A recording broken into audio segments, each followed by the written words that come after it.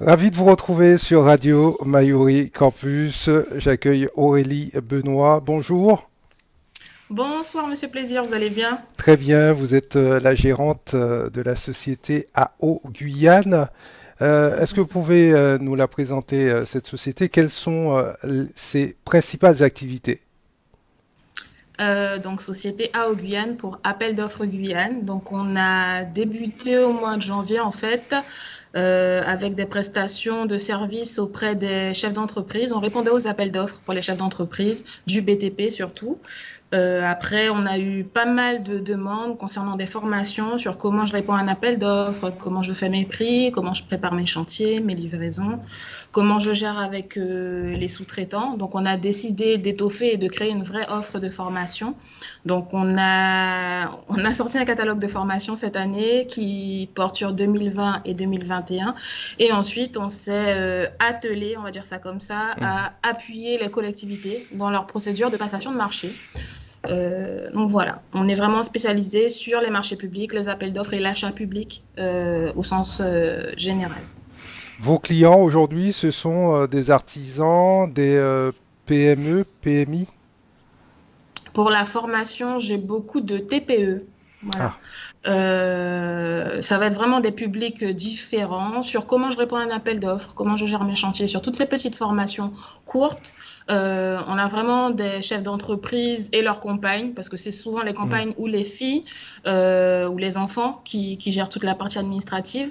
Donc, on a cette demande-là. Ensuite, sur la réponse aux appels d'offres purs, on a quand même des entreprises qui sont un petit peu plus, De qui sont un petit taille peu plus, plus voilà, importante.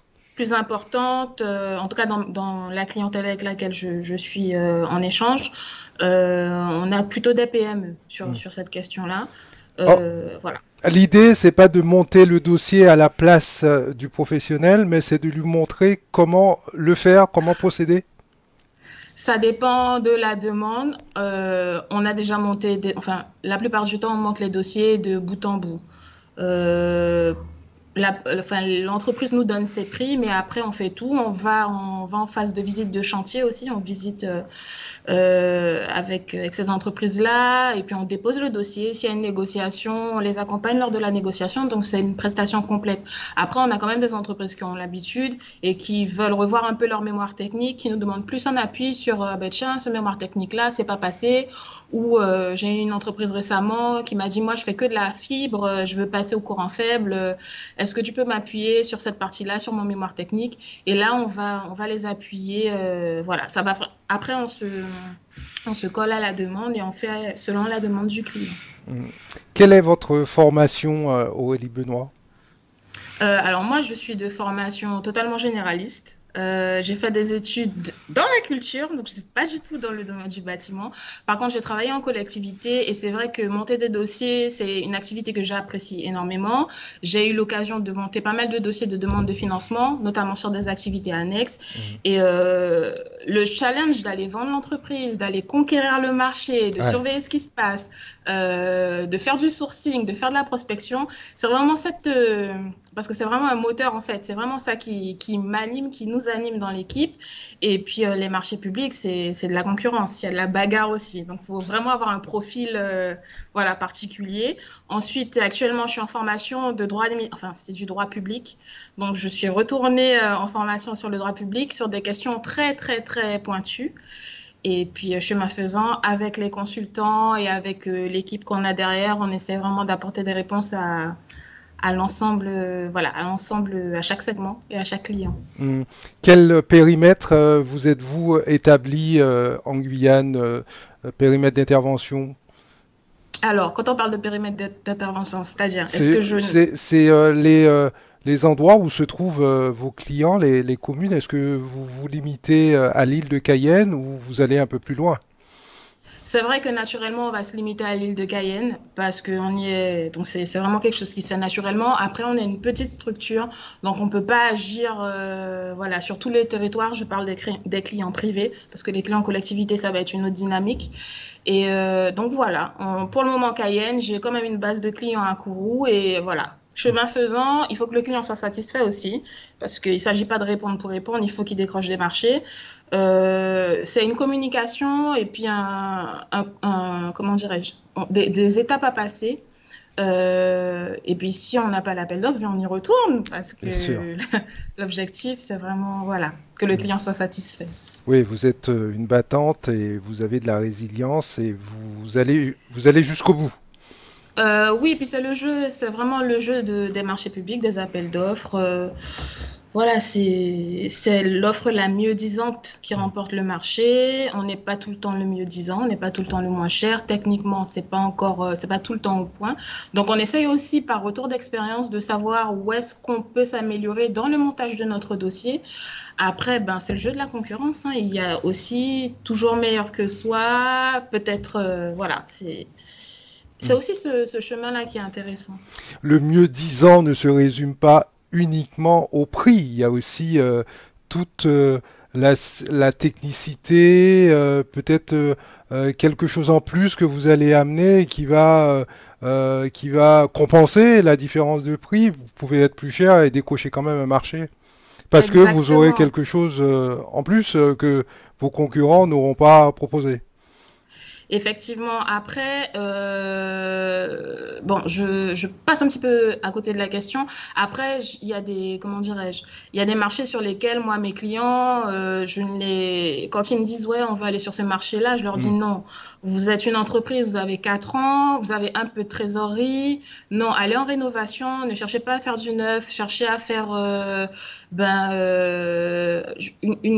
enfin, au-dessus d'un chiffre, de ce chiffre-là, vous pourrez pas tenir, même si vous allez chercher de la trésorerie, que vous allez toquer à la porte de la BPI, par exemple, ou que vous allez essayer d'avoir des avances sur des marchés que vous aurez obtenus, ça va être trop compliqué pour vous. Donc, on a aussi ce devoir-là de conseil et de prudence et de sagesse, parce qu'il ne s'agit pas non plus de décrocher un marché qu'on ne saurait pas mener à bien ou qu'on ne saurait pas mener à terme dans les temps. Il y a aussi ça.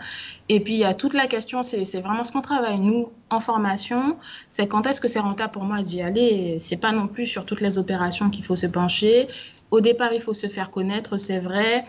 Par exemple, on est sous-traitant, il y en a beaucoup, hein. On est sous-traitant depuis quelques années, on aimerait porter des opérations en notre nom, d'accord. Est-ce qu'on a la trésorerie, est-ce qu'on a les moyens humains, est-ce qu'on est capable d'embaucher, quels sont les points de contrôle, nos forces et nos faiblesses, comment on les valorise et comment on les met dans le mémoire technique. Puis comment on rend notre dossier vendeur aussi ou Hmm. vendable, je ne sais pas si ça se dit.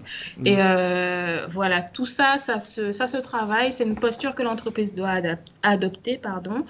Et puis, il y a aussi la question de la structuration des entreprises, qui est aussi importante. Je pense qu'il y a un niveau de maturité pour pouvoir prétendre Ouais. à des appels d'offres. Tout à fait. D'ailleurs, ce Voilà. qui explique peut-être la présence parfois de certaines entreprises nationales ou européennes, voire même internationales, sur un certain nombre de marchés. Et alors que il y a en face des entreprises locales qui grognent parce qu'ils se voyaient déjà retenus pour ce type de marché. Euh, oui, allez, vous vouliez rajouter un mot? Non, non, non. Alors, au Guyane, Oui. Aurélie Benoît, est-ce que c'est principalement du conseil et de la formation ou faites-vous autre chose? Principalement, ça va être donc la réponse aux appels d'offres, ça va être de la formation, de l'accompagnement aussi. Mhm. On a des fois des clients qui se retrouvent lésés, donc en phase travaux ou avant. On a commencé à développer, mais tout naturellement, un service de conseil. Tiens, je suis assez surpris de ma note. Comment je me retourne? Quelles sont mes voies de recours? Ou tiens, le chantier, il se passe pas comme c'était prévu. Donc moi, je suis obligée de réorganiser mon entreprise. Ça veut dire que je perds de l'argent. Comment je peux me retourner? Ah, un mémoire en réclamation, d'accord. Qu'est-ce que c'est? Oui, mais quand j'adopte cette posture-là, on est en Guyane. Est-ce que je peux vraiment? Voilà. Donc on accompagne vraiment aussi les entreprises sur la partie de défense de leurs intérêts, parce qu'il y a aussi cette question-là. Il ne s'agit pas d'aller sur un marché pour voir après sa boîte couler, et malheureusement, ça peut arriver, mais je me mets souvent aussi à la place des maîtres d'œuvre. Je me dis que si on est mature et structuré et qu'on administrativement on suit ses affaires entre guillemets, il y a moyen de se défendre et de faire très attention et de noter tout ce qui se passe en phase chantier et de dire je perds de l'argent, ben je suis pas payé, ça commence sérieusement à me mettre en difficulté. Quelles sont les voies administratives que je peux soulever sur ces questions-là? Donc voilà, c'est vraiment un accompagnement global qui est passionnant, qui prend énormément de temps et pour lesquels on a des spécialistes sur les marchés de travaux, sur les marchés de prestations intellectuelles, sur les marchés de fournitures. À la base, on travaille avec toutes les entreprises, mais on s'est vite rendu compte que c'était surtout le secteur du BTP, avec les TPE, les artisans qui avaient besoin d'un appui. Donc, on est là pour ça et chemin faisant, on essaie de proposer une offre qualitative et une offre qui leur sert surtout. Comment êtes-vous au courant des différents appels d'offres? Vous faites de la veille de façon permanente? Oui, c'est ma première, comment dirais-je, c'est la dernière chose que je fais avant d'aller me coucher, c'est la première chose que je fais quand je me lève. Ah oui. C'est-à-dire que je regarde toutes les plateformes, je les connais. Donc, je regarde un peu ce qui sort du côté des marchés portés par l'État, des marchés portés par les bailleurs sociaux, des marchés portés par les collectivités locales, la CTG notamment, mais pas que. Voilà, je regarde un peu tout ce qui se fait et puis je surveille aussi ce qui se fait aux Antilles. C'est très dynamique, enfin, oui, c'est quand même assez dynamique là-bas. Oui, c'est Et vrai. sur nos formations, on a eu quand même pas mal d'entreprises des Antilles. Parce que du coup, on a dû faire des formations à distance. Donc, ça nous a Mm. aussi permis de chercher une autre clientèle. Et on a eu pas mal d'entreprises des Antilles avec des retours d'expérience qui étaient très intéressants. Et du coup, on surveille pas mal ce qui se fait là-bas. Mm. Quelles ont été les conséquences de la crise sur votre activité, du, les conséquences du Covid-19? Ben, la crise pour nous a été, comment dirais-je, une opportunité en fin de compte. Oui. Parce que on voulait pas trop entendre parler de formation à distance. Finalement, on a été Ouais. contraint de le faire. Mm. Et ça nous a donné l'occasion de travailler, comme je disais, avec la Réunion, avec la Martinique, avec la Guadeloupe, de trouver des formateurs qu'on n'aurait pas pu mobiliser en Guyane sur un temps aussi court, de nous-mêmes nous former à distance sur la question de l'achat public. Ça a été un accélérateur. Et puis, on voit maintenant qu'il y a le boom de la relance qui est annoncé. Euh, on a des opérations qui ont été quand même maintenues en Guyane. Le BTP a été maintenu. Mm. Voilà, et puis j'ai quand même été appuyée dans mes initiatives, il faut le dire, par la fédération du BTP ici et par d'autres partenaires Mm. il y a de toute façon, il y a une demande, il y a un intérêt, il y a des petites entreprises qui ont du mal. Donc voilà, ça a Mm. été pour moi une crise, c'est pas le cas de toutes les entreprises, Oui. mais pour Aouguian, en tout cas, ça a été une belle opportunité. Très bien. Quelle est votre actualité à Haut-Guyane, Aurélie Benoît? Alors, l'actualité, très très rapidement, on a la formation Comment répondre à un appel d'offres. C'est la quatrième fois qu'on l'a fait cette année. Donc, depuis le mois, on a commencé en avril. C'est la quatrième fois qu'on l'a fait, cette fois-ci en présentiel, donc à Cayenne, dans notre centre de formation. Du 24 au 28, si ma mémoire est bonne, on essaye de placer les horaires de formation en fin de journée parce que les chefs d'entreprise nous disent on n'a pas le temps. Il faut qu'ils soient à gauche et à droite dans les administrations, sur le terrain. Ils ont pas le temps et on a convenu d'un créneau avec eux entre 17h et 19h30, 20h sur une semaine, 4 jours, 5 jours. Donc ça, c'est nos formations, nos petites formations courtes qu'on fait avec eux. Et puis on a une actualité un petit peu plus importante.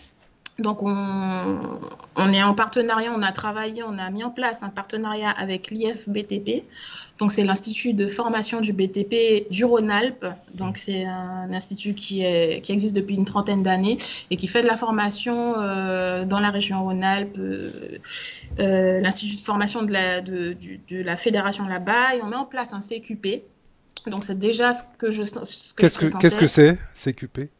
Alors, le CQP est une formation certifiante de niveau Bac+2. Donc, pour rentrer, le niveau d'entrée, ça va être le bac. Au niveau de cette formation-là, ça va être une formation en alternance.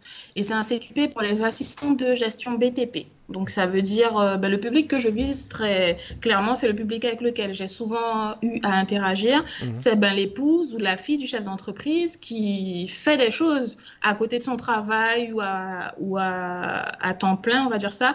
Elle fait pas mal de choses et elle a besoin de plus de matière pour se structurer sur la paye dans le BTP, sur les situations, sur la fiscalité, on va pas parler de fiscalité, mais sur toute la partie administrative, comptable et sociale. Donc c'est vraiment le diplôme en alternance, le certificat de formation en alternance qu'on va mettre en place dans les prochains mois à Haut-Guyane. Pour les personnes déjà en poste, parce que ça marche aussi, on a des assistants dans les bureaux d'études qui nous ont contactés, pour les demandeurs d'emploi ou pour les jeunes qui ne sont pas encore dans un circuit de formation. Donc voilà, ça va être dès le mois de janvier si tout va bien. Et comment vous joindre, comment vous contacter? Alors, on peut nous joindre sur notre mail aoguyane@gmail.com, donc aoguyane@gmail.com, ou nous appeler sur notre fixe 05 94 30 34 57. Donc 30 34 57. C'est noté, Aurélie Benoît. Cette interview est à retrouver sur nos antennes de Saint-Laurent-du-Maroni, de Cayenne, en multidiffusion et sur l'ensemble des réseaux sociaux, LinkedIn, Instagram, Facebook, Twitter. Bonne continuation et à bientôt. Merci beaucoup. À très bientôt.